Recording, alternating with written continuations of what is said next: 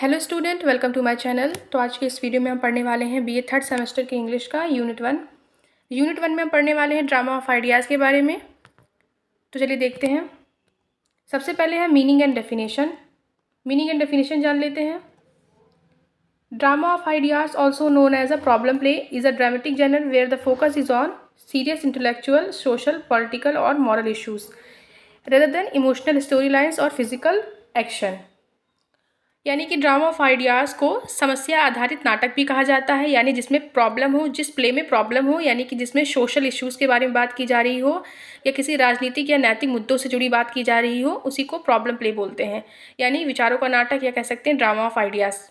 ठीक है, इस तरह के जो ड्रामा होते हैं उनमें समाज, राजनीति या नैतिकता या किसी सोच से जुड़े मुद्दों पर जोर दिया जाता है। ठीक है, और इन नाटकों में जो भावनाएं होती हैं या एक्शन से ज़्यादा बहस और बातचीत होती है। मतलब जो ये ड्रामा होते हैं इनमें भावना या एक्शंस नहीं होते हैं, बल्कि ज़्यादातर बहस और बातचीत होती है। आगे देखते हैं। Characters in such plays often represent conflicting view points और ideologies and the purpose of the drama is to stimulate thought and social awareness. जो कैरेक्टर्स होते हैं किसी व्यक्ति की तरह नहीं, बल्कि किसी विचार या सोच का प्रतिनिधित्व करते हैं। ऐसे नाटक दर्शकों को सिर्फ मनोरंजन नहीं देते, बल्कि उन्हें सोचने और समझने के लिए प्रेरित करते हैं। The plot is built more through debates and dialogues than through traditional dramatic events. इन नाटकों की कहानी या कह सकते हैं इन ड्रामा की जो कहानी होती है आमतौर पर बहस और संवाद के माध्यम से आगे बढ़ती है, और ना कि जो ट्रेडिशनल नाटक होते हैं, ट्रेडिशनल ड्रामा होते हैं उनकी घटनाओं से। ठीक है, और मतलब कहने का है कि ड्रामा ऑफ आइडियाज़ में क्या होता है, इसमें जो होता है इसमें विचारों का टकराव होता है और जो कैरेक्टर्स होते हैं उनके बीच बहस होती है। इसमें सोशल प्रॉब्लम्स या कह सकते हैं जो राजनीति से जुड़े मुद्दे होते हैं या गंभीर मुद्दे होते हैं, ऐसी बातें होती हैं जो ऑडियंस को सोचने पर मजबूर कर देती है और वो आपस में इस पर विचार करते हैं। तो ड्रामा ऑफ आइडियाज़ यही होता है। आगे देखते हैं।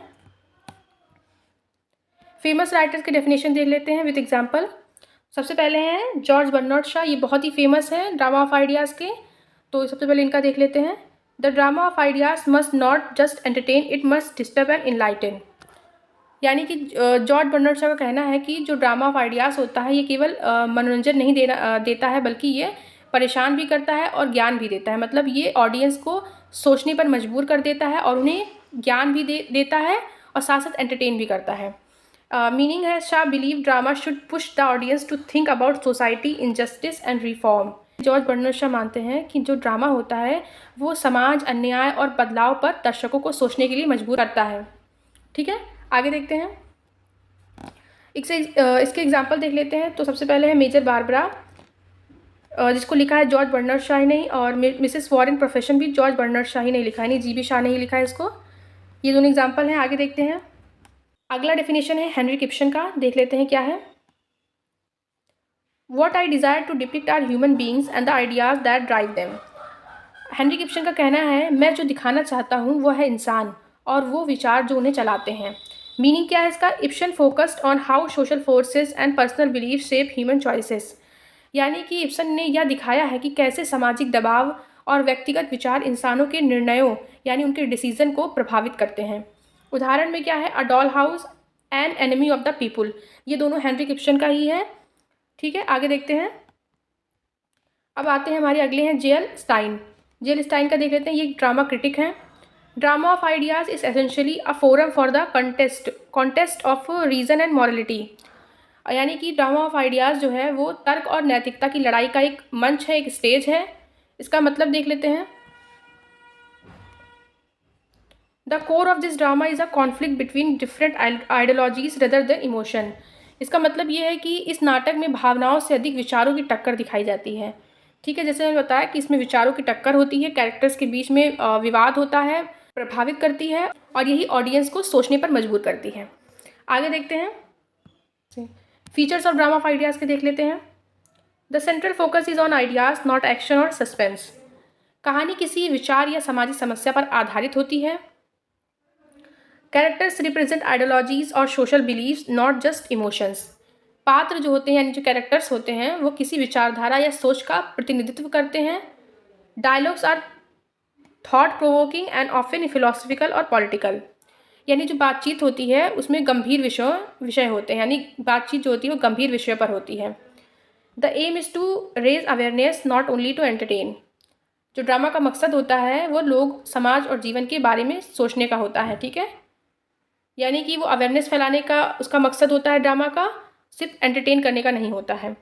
The climax result from a resolution और कन्फ्रंट्रेशन ऑफ आइडियाज़, यानी जो अंत में जो एंडिंग होती है उसमें दो विचारों की टक्कर या समाधान होता है, यानी कि एंड में या तो टक्कर होती है या तो फिर उसका समाधान होता है। आगे देख लेते हैं, इसके टाइप्स देख लेते हैं ड्रामा ऑफ आइडियाज़ के क्या हैं। Types of drama of ideas देख लेते हैं, यानी कि ड्रामा ऑफ आइडियाज़ के टाइप देख लेते हैं। सबसे पहले है social problem, deals with issue like poverty, class difference, women rights, inequality. Social problem play जो होता है वो समाजी समस्या वाला नाटक होता है, यानी इसमें जो होता है जैसे गरीबी, महिलाओं की स्थिति, समाज की असमानता, ये सब चीज़ें दिखाई जाती हैं। आगे देख लेते हैं एग्जाम्पल क्या है इसके। इसमें एग्जाम्पल है मिसेस वॉरेन प्रोफेशन और जीबी शाका है। एग्जाम्पल आप लोग ज़रूर लिखिएगा अगर एग्जाम में पूछा जाए तो। एग्जाम्पल बहुत इंपॉर्टेंट होते हैं और खासकर जो फेमस राइटर्स होते हैं उनके जो डेफिनेशन होते हैं वो भी बहुत इंपॉर्टेंट होते हैं। अगला देख लेते हैं, अगला है political drama, deals with power, justice, corruption, governance, यानी कि इसमें राजनीति, सत्ता और भ्रष्टाचार जैसे विषय होते हैं।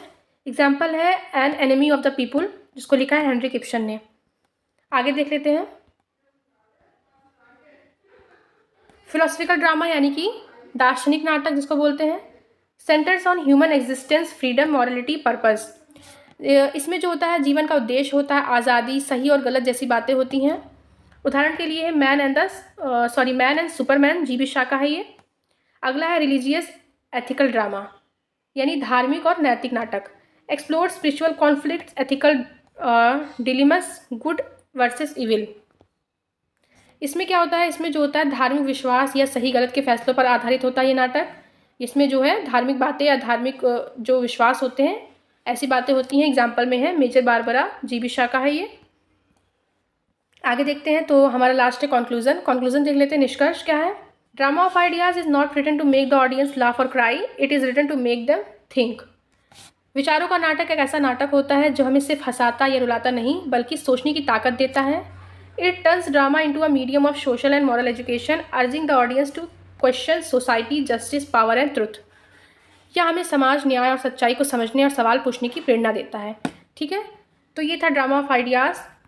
तो जैसे मैंने बताया कि ड्रामा ऑफ आइडियाज़ क्या होता है, तो ड्रामा ऑफ आइडियाज़ जैसे मैंने बताया कि एक ऐसा नाटक होता है, एक ऐसा ड्रामा होता है जिसमें जो मुख्य रूप से विचारों, विचारधाराओं और सामाजिक, नैतिक या दार्शनिक मुद्दों पर चर्चा की जाती है।